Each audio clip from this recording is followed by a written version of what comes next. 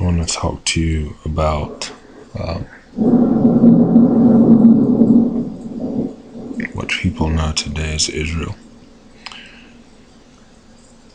I will be speaking directly into this recorder, so you will not be able to see my face while I'm speaking into this recorder.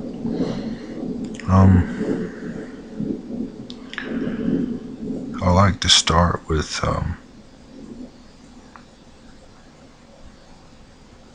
speaking about the tribe of what most people know today as Israel. The ancient, specifically the ancient tribe of nomadic peoples that were of the Negev desert, the old Negev Hebrews.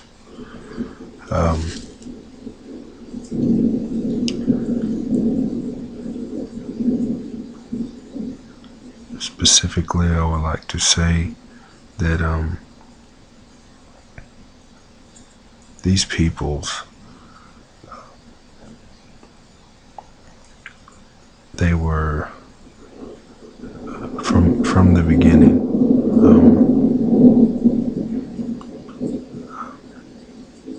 they were conquered by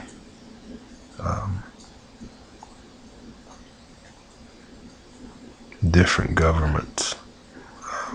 Some of the governments that I will speak about will be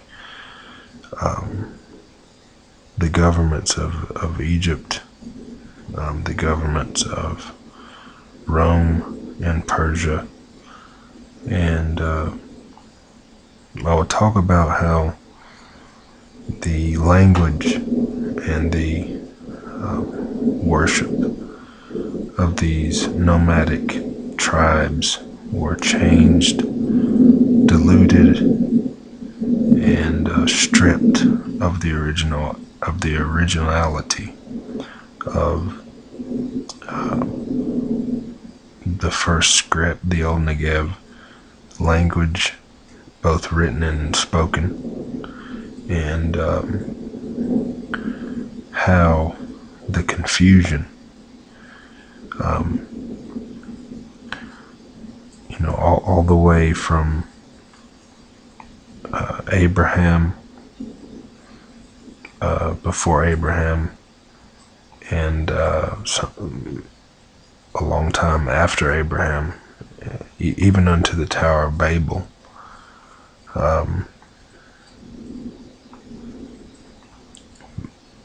Basically,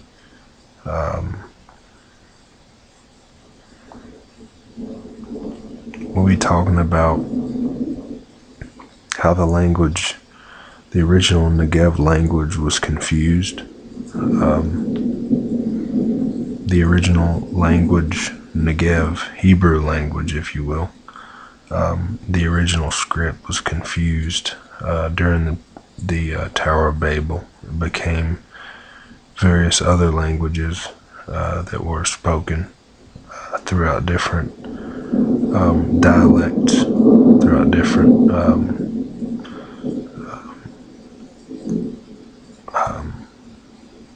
peoples, and how a lot of the originality was lost after that time.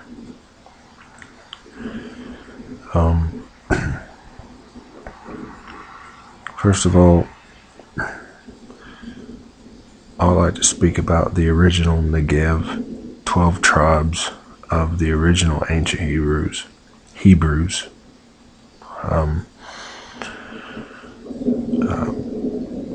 Briefly, to keep the time short, I would like to say that these various Hebrews were represented by different tribes, 12 of them to be exact, and I won't go in detail about them all, but I will say that each tribe had a different sign.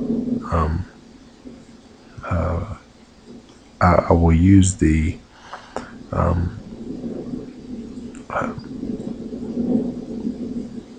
I will use the terms that will be understood in the English language for the various tribes. For instance, Judah would have been known by the animal sign of a lion. Issachar would have been known as the animal sign of a donkey or a zebra, depending. And then the tribe of Dan would have been known as a serpent, a viper. I would like to specify that there are more than one type of serpent in the natural order of creation of what I will refer to as Yahweh, means the I am deity, spoken in the oldest language, script, and language. Yahweh means I am. And this deity, if you will, that manifested to Moses in a form of one type of form, a fire, a non-consuming flame that was surrounding a tree or some bushes that were there in the desert. This entity, this being, created various types of beings. Even among the 12 tribes of Hebrews, there were various types, and there's more than one type of serpent. I would like to stress that point. There's a difference between a king snake, for instance, and a viper. A king snake is not venomous. It is an enemy of poisonous snakes. It consumes, swallows, and destroys venomous serpents and ingests them. It is a different type of serpent. Furthermore, the serpent that Moses would have formed under the direction of Yahweh, the creator, the I am being, if you will, after the Israelites were bitten by poisonous snakes in the desert, Moses crafted, if you will, a copper serpent from the smith work of smiths, and raised this serpent that the sons of the Hebrews then would look upon and become immune to the venom of those poisonous snakes, the poisonous serpents, the vipers, if you will. In the tribes, the 12 tribes, the one tribe that was representative of a viper would have been known as the tribe of Dan, the Danites. And I like to speak about this, the Ephraimites even, that were grafted into the tribe of Dan. The tribe of Dan and Ephraim, they defected from the 12 tribes. They worshipped other gods other than the one original deity of Moses, which would have been Yahweh, 2 syllables. Yahweh means I am. Or the 5-syllable tetragrammaton, which means I am that I am. Yahweh, Zah, Yahweh, I am that I am, in the Old Negev Hebrew. And to be specific, the tribe of Dan and Ephraim became known throughout Israel as the scribes and the Pharisees, specifically the Pharisees and the Sadducees. This tribe, being called by the Messiah himself as a den of vipers, the enemy of the Messiah and the other 11 tribes, if you will, or of Hebrews, or 10 tribes, minus the tribe of Dan and Ephraim. This tribe, the viper, became an outcast, put away by the Creator, in the sense that they had committed idolatry, and they became they were the tail initially, the tribe of Dan and Ephraim. But through treachery, idolatry, and we'll call it deals with the devil, different,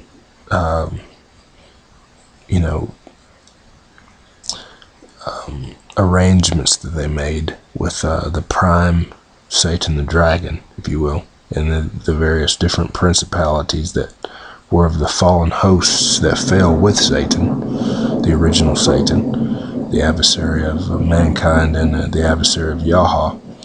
These beings beguiled the tribe of Dan and the tribe of Ephraim. And basically this viper tribe, which was the tail of the 12 tribes, the tail meaning the last, the end, the dead last of the tribes, through treachery became the head of the tribes, in that they formed deals and politics and evil with various governments that were of Satan's earthly kingdoms. For instance, Rome, the Roman beast, and Egypt, the Egyptian beast. These scribes and Pharisees, the Pharisees and Sadducees, the tribe of Dan, the viper tribe of Dan, and then Ephraim, who had defected through idolatry, would have then,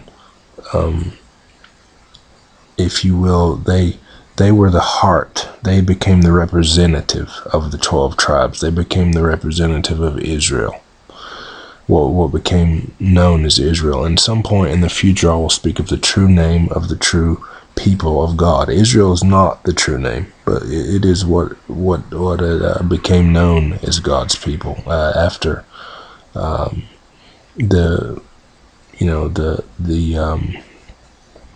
the exile and the enslavement of God's people, the original nomadic Negev Hebrews. And so these tribes, Dan, if you will, the Danite tribe, the tribe of Dan and Ephraim, they became the politics of Israel. They became the commerce and the heart of false worship, if you will, and the enemy of the original deity, the enemy of the deity of Moses. And they formed a different language. They used their pens like an evil knife to destroy the original language and to make a new language that is known as modern Hebrew, which is a imposter script. An imposter script that has false vowels, it has false signatures, it has false letters and alphabets that don't represent the originality that was given and handed to Moses by the very fire spirit, if you will, that was written by the finger of Yahweh, which means I am the deity, that would have written those in fire and in spirit and fire spirit. Moses actually broke those, and he later rewrote those by hand. But to be specific, these beings that were representing